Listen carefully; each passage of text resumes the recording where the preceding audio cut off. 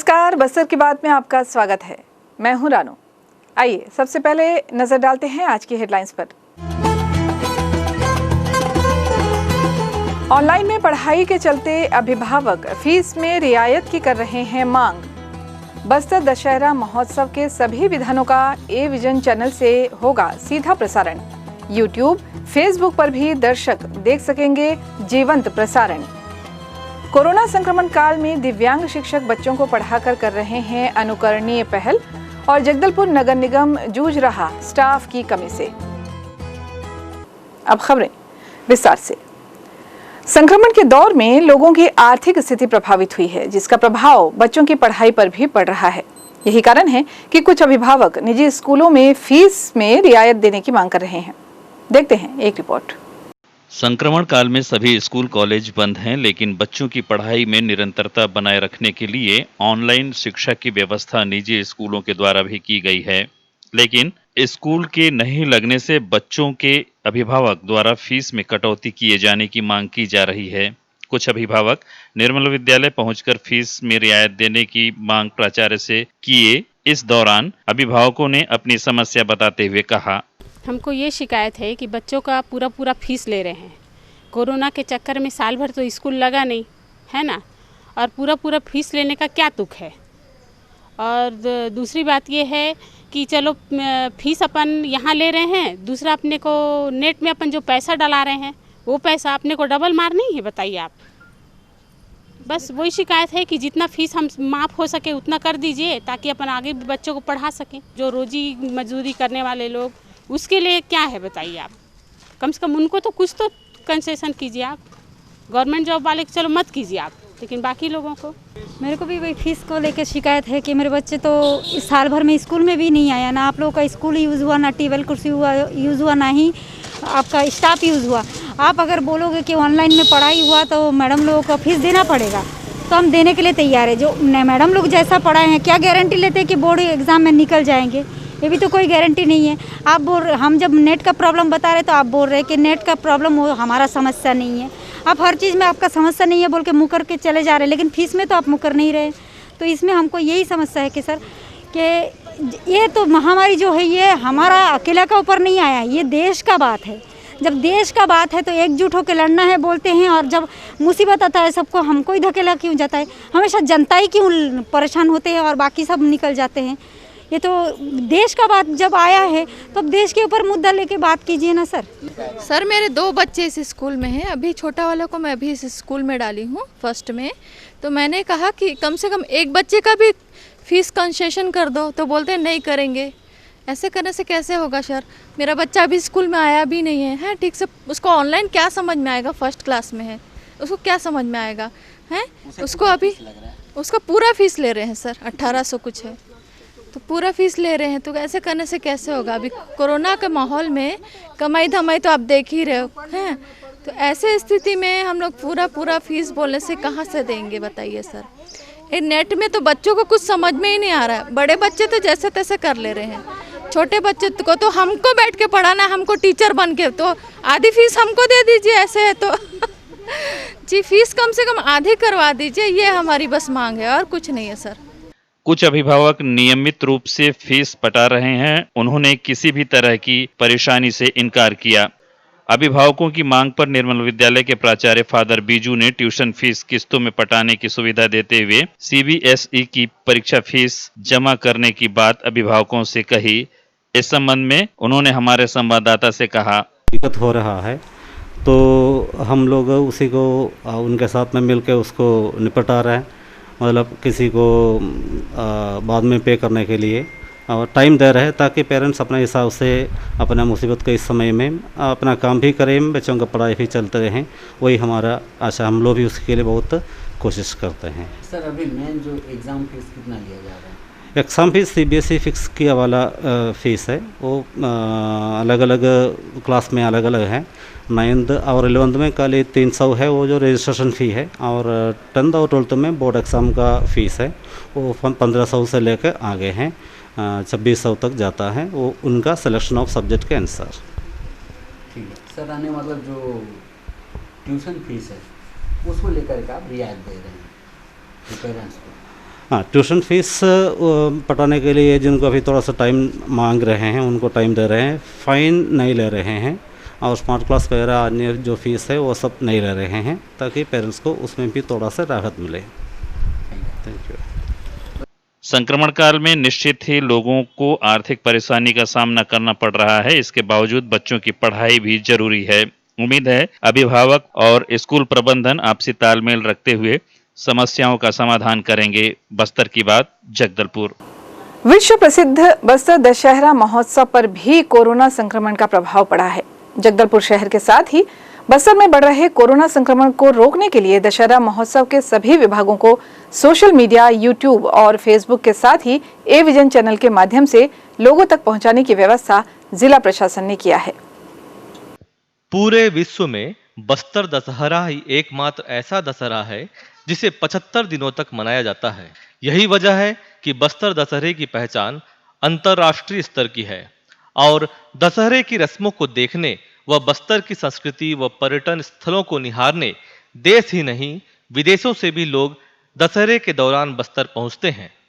पर इस वर्ष कोरोना संकट काल की वजह से बस्तर दशहरा थोड़ा फीका नजर आएगा, क्योंकि दशहरे से जुड़े सारी रस्में पूरी रीति रिवाजों के साथ तो मनाई जाएगी, पर इन रस्मों में सिर्फ वही लोग उपस्थित रहेंगे जो इन रस्मों की पूजा से जुड़े हुए मांझी, मुखिया, पुजारी होंगे।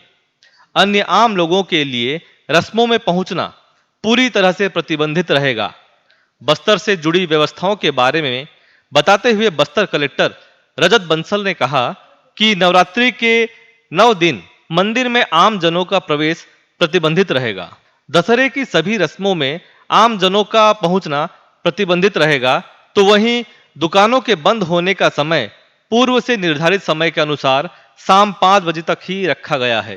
साथ ही इस बात का भी ध्यान रखा जाएगा शहर में भीड़ ना बढ़े, इसलिए बाहर से आने वाले लोगों को रस्मों के दौरान शहर की सीमा पर ही रोका जाए। चूंकि बस्तर दशहरा की हर रस्में व माता की आरती से बस्तर वासियों समेत अन्य आमजनों की आस्था जुड़ी है, इसलिए सभी रस्म व माता की आरती का जीवंत प्रसारण जिला प्रशासन के YouTube पेज के साथ स्थानीय केबल नेटवर्क पर भी दिखाया जाएगा। जो बस्तर की पहचान है अंतर्राष्ट्रीय स्तर पर, और इस बार भी हर साल के भांति पूरे रीति रिवाज के तहत मनेगा, लेकिन कोरोना के संक्रमण को देखते हुए विशेष व्यवस्था प्रशासन ने की है कि कम से कम लोग इसमें शामिल हों। मेनली तो जितने पर्यटक या फिर दर्शक के रूप में जो लोग शामिल होते हैं उनको इस बार अनुमति नहीं होगी। वर्चुअल रूप से इसका प्रसारण किया जाएगा, जहां कोशिश रहेगी हमारी लाइव प्रसारण करने की। और साथ में नवरात्रि को लेकर के भी इसी प्रकार से निर्देश जारी किए हैं कि किसी भी मंदिर में आम नागरिकों का प्रवेश प्रतिबंधित रहेगा, लेकिन रीति रिवाज के संबंधित पूरा कार्यक्रम उसमें चलेगा। और दशहरा को लेकर के भी मेरी अपील यही है सभी से कि घर बैठ के फेसबुक के माध्यम से, सोशल मीडिया और मीडिया के माध्यम से दशहरा का आनंद लें और इस कार्यक्रम को सफल बनाने में जिला प्रशासन की मदद करें। विश्व प्रसिद्ध बस्तर दशहरे की भीड़ में कोरोना का असर तो दिखेगा ही और मंदिर में आम लोगों का जाना भी प्रतिबंधित होगा, पर दशहरे की सभी रस्म पूरे रीति रिवाजों से मनाई जाएगी। बस्तर की बात, जगदलपुर। कोरोना महामारी ने देश की तमाम व्यवस्थाओं को ध्वस्त कर दिया है। ऐसे में प्रदेश की शिक्षा व्यवस्था भी बुरी तरह चरमरा गई है। पूरे प्रदेश में स्कूल और कॉलेज को संक्रमण फैलने की वजह से बंद कर दिया गया है। ऐसे में शिक्षकों पर जिम्मेदारियां बढ़ी हैं कि वे बच्चों की पढ़ाई को प्रभावित होने से बचाए, और शिक्षकों ने भरपूर कोशिश भी की। पर बस्तर जिले के तोकापाल ब्लॉक के एक दिव्यांग शिक्षक ने इस संकट काल के दौरान जो उदाहरण पेश किया वो निश्चित ही पूरे प्रदेश ही नहीं देश भर के लिए अनुकरणीय है। देखते हैं एक रिपोर्ट। बस्तर जिले के तोकापाल ब्लॉक में सिंघनपुर गांव में रोज ही आपको एक आदमी अपनी तिपहिया स्कूटी में घूमता मिल जाएगा। इसे गांव में जहां 5-10 बच्चे मिल जाते हैं, ये वहीं बच्चों को पढ़ाने में लग जाते हैं। ये सिलसिला इस गांव में लॉकडाउन के बाद से, स्कूलों को बंद करने के आदेश के बाद से चला आ रहा है। दरअसल इस व्यक्ति का नाम पतिराम राय है, जो सिंघनपुर विद्यालय में शिक्षक के पद पर पदस्थ हैं। कोरोना महामारी के दौरान लगाए गए लॉकडाउन के बाद बंद किए गए स्कूलों से प्रभावित शिक्षा व्यवस्था को बचाने पतिराम लगातार परिश्रम कर रहे हैं। पतिराम ने अपनी स्कूटी में ही बच्चों को पढ़ाने की सारी सामग्री और चार्ट साथ रखा है। और गांव में ही उन्हें जहां भी बच्चे मिल जाए उन्हें पेड़ के नीचे बैठाकर कोरोना संक्रमण के लिए जारी की गई गाइडलाइन का पालन करते हुए पढ़ाने लग जाते हैं। पतिराम इस दौरान बच्चों को पढ़ाने के लिए जो चार्ट साथ रखते हैं उसे अपनी गाड़ी में ही टांग देते हैं। पतिराम ने बताया कि कोरोना बीमारी के फैलने का डर बना हुआ है, पर इस दौरान ग्रामीणों ने भी बच्चों को पढ़ाने के लिए उनका भरपूर सहयोग किया है। यहाँ का स्थानीय शिक्षक हूँ और दोनों पैरों से विकलांग हूँ और मेरे मन में आया कि ये कोरोना के कारण बच्चों का भविष्य बर्बाद हो रहा है और मेरे मन में आया कि क्यों ना बच्चों को किसी भी प्रकार से शिक्षा दिया जाए। मेरे मन में आया, इस कारण मैंने अपना स्कूटी को ही साला बना लिया और बच्चों को संपर्क कर उनको मार्गदर्शन देना, छोटे मोटे अपना शिक्षण कार्य करवाना, जहाँ मिले वहाँ, इस प्रकार मैं कर रहा हूँ। गांव वालों का भी सहयोग है, अपने बच्चों को भेजते हैं और जागरूक हो रहे हैं। कोरोना के बारे में भी पढ़ाई के साथ साथ हम लोग क्या है, पालक को या ग्रामीण को संदेश देते हैं, जागरूक करते हैं किस प्रकार इस बीमारी से बचना है, हमें क्या क्या सावधानी बरतना है, किस प्रकार साफ सुथरा रहना है, इस बारे में हम उनको विस्तार से बताते हैं। जब हम सिंघनपुर गांव पहुंचे तो रोज की तरह पतिराम पेड़ के नीचे छांव में बच्चों को बैठाकर पढ़ाने में मशगूल थे। बच्चे भी शिक्षक के साथ पूरी उत्साह के साथ पढ़ाई कर रहे थे। इस दौरान सभी बच्चों ने मास्क लगा रखा था, जो सबसे ज्यादा निश्चिंत करने वाली बात थी। हमने एक बच्ची से बात करने के लिए कोशिश की। उसने बताया कि वो रोज ही पतिराम की कक्षा में पहुंचती है और पढ़ाई करती है। बच्ची के चेहरे पर बंधे मास्क के बारे में पूछने पर उसने बताया कि इसकी जानकारी भी शिक्षक के द्वारा ही उसे दी गई है कि कोरोना से बचने के लिए मास्क लगाना बेहद जरूरी है। इस दौरान बच्चों के परिजनों से भी मुलाकात हुई। इसमें रेखा बघेल ने बताया कि स्कूलों के बंद होने से बच्चों की पढ़ाई प्रभावित होने की चिंता थी, पर शिक्षक पतिराम के द्वारा इस संकट काल में भी जिस जिम्मेदारी से बच्चों को पढ़ाया गया है वो निश्चित ही अनुकरणीय है। पतिराम केवल बच्चों को पढ़ाते ही नहीं, साथ ही वे ग्रामीणों को कोरोना महामारी के लिए जानकारी देते हुए उन्हें इससे बचने के उपाय भी बताते हैं और लगातार जागरूक भी करते रहते हैं। गांव के ही तुलसीराम ने बताया कि पतिराम की वजह से उनके बच्चों की पढ़ाई बिना किसी रुकावट के आज भी जारी है। बस्तर की बात, जगदलपुर।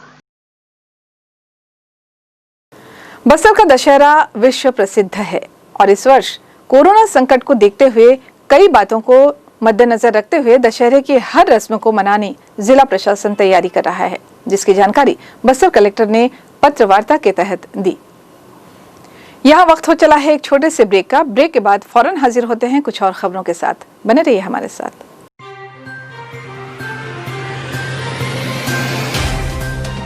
सफर जगतुगुड़ा से जगदलपुर का,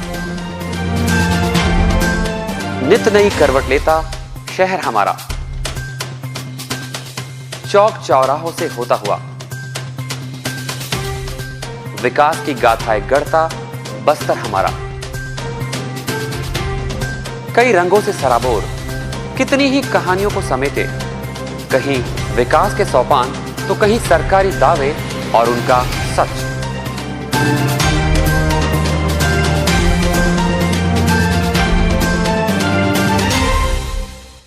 आतंक से दहलते जंगल, जमीन और जीवन, साहस और धैर्य से करवट लेती जिंदगी, राजनीति की चौसर के जाने अनजाने दांव, व्यवस्था की खूबी, कमी और खामी,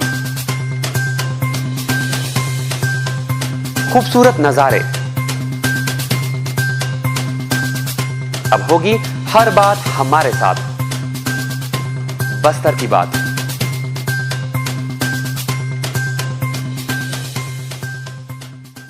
ब्रेक के बाद आपका स्वागत है। आइए चलते हैं बाकी खबरों की ओर।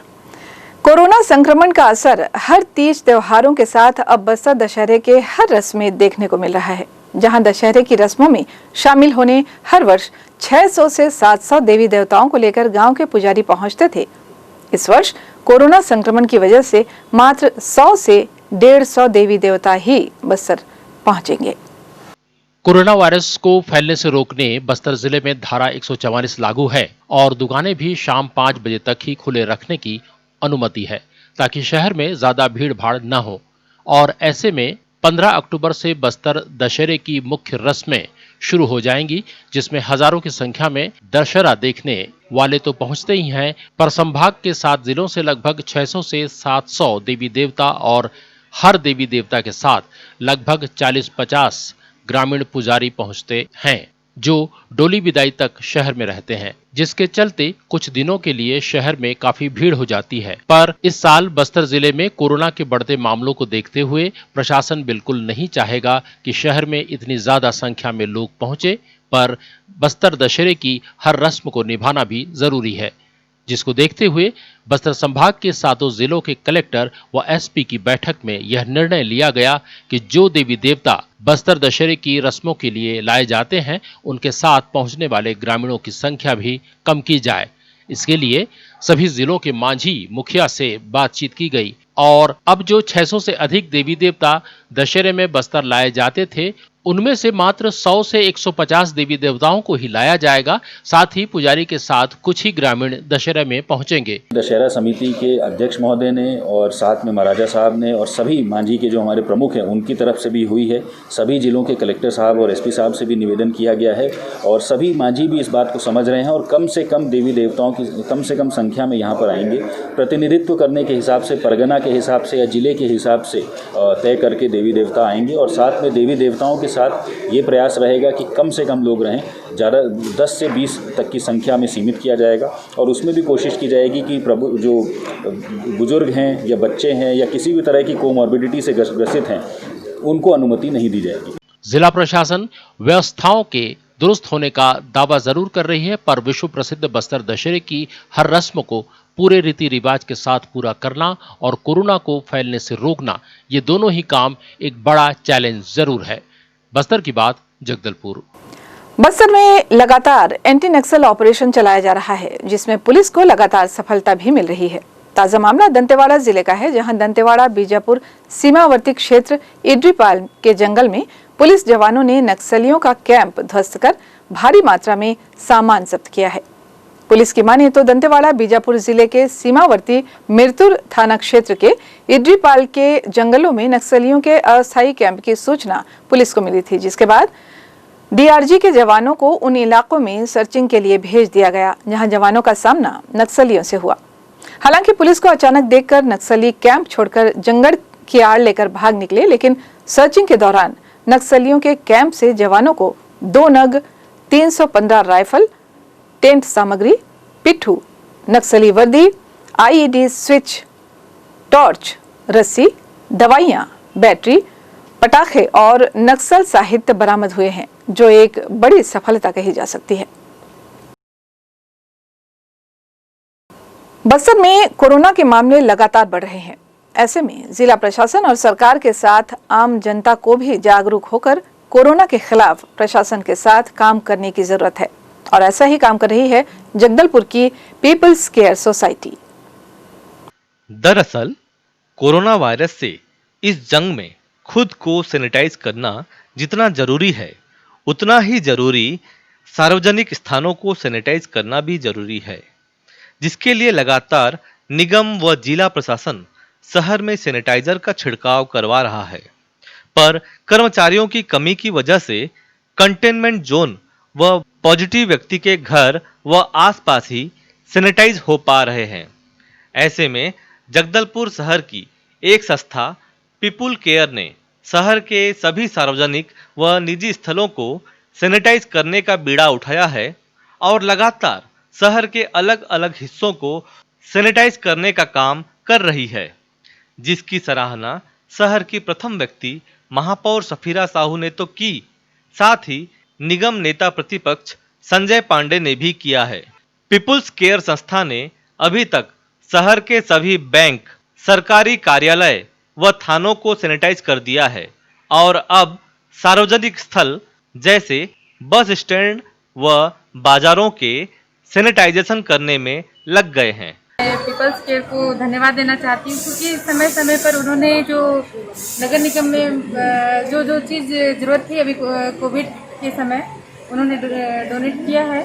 जैसे पहले ब्लीचिंग भी किया है, मास्क भी किया है और सैनिटाइजर भी किया है। पीपल्स केयर जो कि बस्तर संभाग में मेरे ख्याल से छत्तीसगढ़ में इस प्रकार से पुलिस यादव जी के नेतृत्व में काम कर रहा है, ये निश्चित रूप से बहुत सराहनीय है।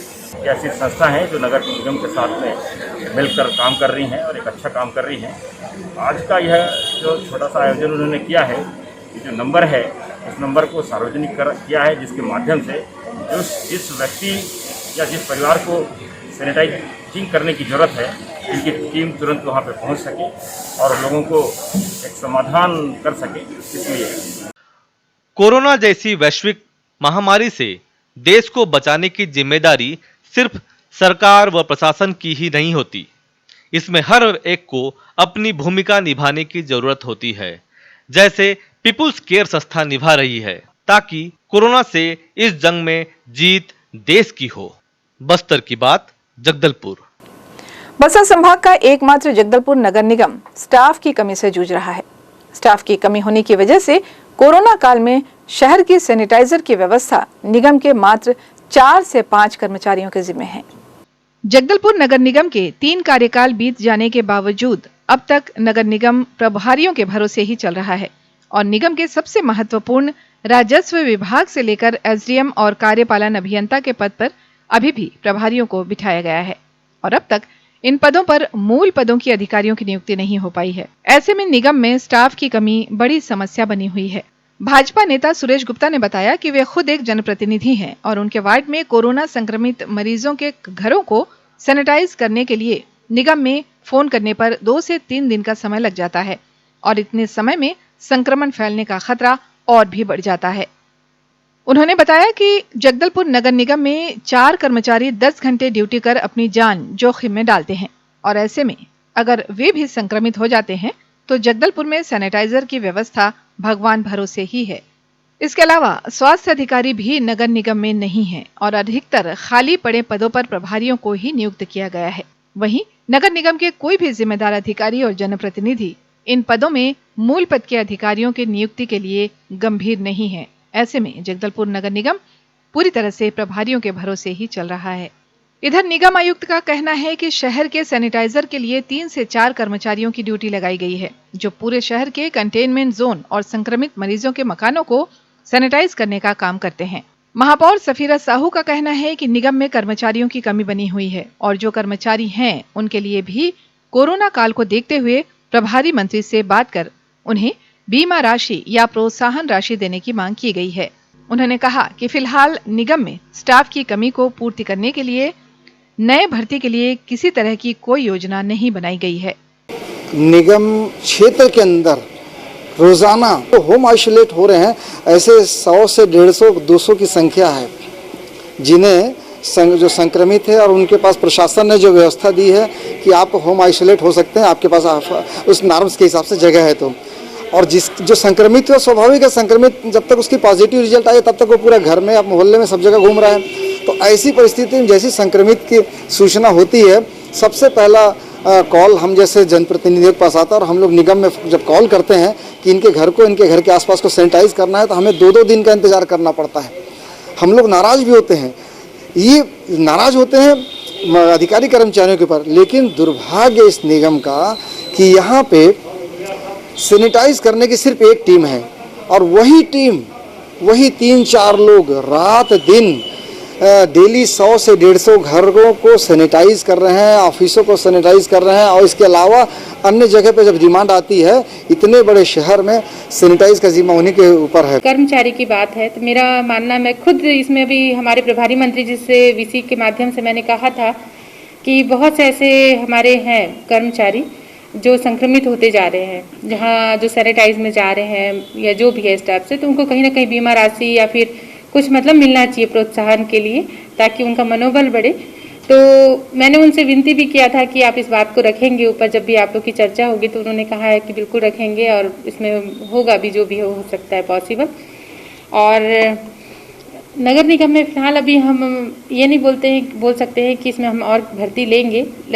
ऐसा होता है कि जैसे अगर 5 से 6 लोग हमारे सैनिटाइज वाले हैं, उसमें अगर 1-2 संक्रमित हो गए तो उसकी जगह हम दूसरे को रखते हैं। ऐसा नहीं है कि वो जगह खाली है। माने जिला प्रशासन की ओर से सैनिटाइज़र के लिए फंड मिल रहा है और कुछ हम जो नगर प्रशासन की तरफ से भी हमारे जैसे PHE और अन्य जो हमारे स्वास्थ्य शाखा से सैनिटाइजेशन के लिए मशीन और जो उसके साथ जो हमको हाइपोक्लोराइड है, ब्लीचिंग पाउडर है और दूसरा स्पिरिट है, ये हम पर्याप्त मात्रा में हमारे पास उपलब्ध है।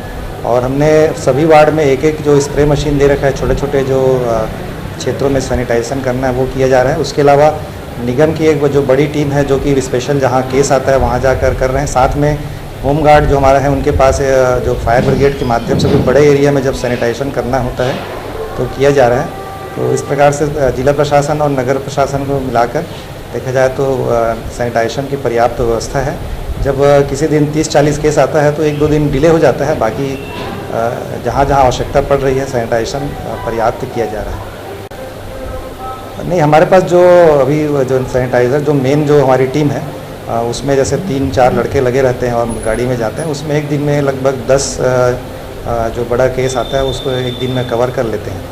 और बाकी जो छोटे छोटे सैनिटाइज़र जो वार्ड स्तर पे हैं, क्योंकि आजकल कंटेनमेंट जोन छोटा कर लिया गया है इसलिए अब हम लोग उसका भी इस्तेमाल कर रहे हैं। तो हमारे पास जो 48 वार्ड में है तो सब जगह छोटा छोटा जो सैनिटाइज़र है जो हमारी मशीन है उससे हम बिल्कुल कर रहे हैं। और जहाँ पर जैसे कि अभी क्वारंटाइन सेंटर है, डॉक्टर्स लोग का है या और बड़ा सेंटर है, वहाँ पर हम लोग जैसे वो होम गार्ड की जो टीम है उसका इस्तेमाल करते हैं। ऐसे में अगर ये कर्मचारी भी कोरोना संक्रमित होते हैं तो शहर को कोरोना के फैलाव से बचाने सैनिटाइज करना भी मुश्किल हो जाएगा। बस्तर की बात, जगदलपुर। तोकापाल कॉलेज के पीछे स्थित काजू प्लांट में अज्ञात शव मिलने से आसपास के इलाके में सनसनी फैल गई है। जानकारी के मुताबिक स्थानीय ग्रामीण गाय बैलों को चराने प्लॉट में लेकर गए थे, तभी अचानक उनकी नजर पेड़ पर लटके शरीर से अलग हुए सिर पर पड़ी, जिसके बाद डरे सहमे ग्रामीणों ने आसपास के स्थानीय लोगों को इसकी सूचना दी। जानकारी मिलने के बाद स्थानीय युवकों का एक समूह घटना स्थल पर पहुंचकर मामले की सूचना उन्होंने पुलिस को दी। ये अंदाजा लगाया जा रहा है कि इस घटना को 1 सप्ताह से अधिक का समय हो गया है और शव सड़ने लगा है। वहीं इस मामले पर परपा टीआई BR नाग ने बताया कि पुलिस घटना स्थल पर पहुंचकर मामले की जांच में लगी है। चलते चलते आइए फिर एक बार नजर डालते हैं आज की हेडलाइंस पर। ऑनलाइन में पढ़ाई के चलते अभिभावक फीस में रियायत की कर रहे हैं मांग। बस्तर दशहरा महोत्सव के सभी विधानों का A-Vision चैनल से होगा सीधा प्रसारण। YouTube, Facebook पर भी दर्शक देख सकेंगे जीवंत प्रसारण। कोरोना संक्रमण काल में दिव्यांग शिक्षक बच्चों को पढ़ाकर कर रहे हैं अनुकरणीय पहल और जगदलपुर नगर निगम जूझ रहा स्टाफ की कमी से। बस्तर की बात में आज यहीं तक। कल हम शहर की ताजा तरीन खबरों के साथ आपसे फिर होंगे रूबरू। तब तक के लिए हमें दें इजाजत। नमस्कार।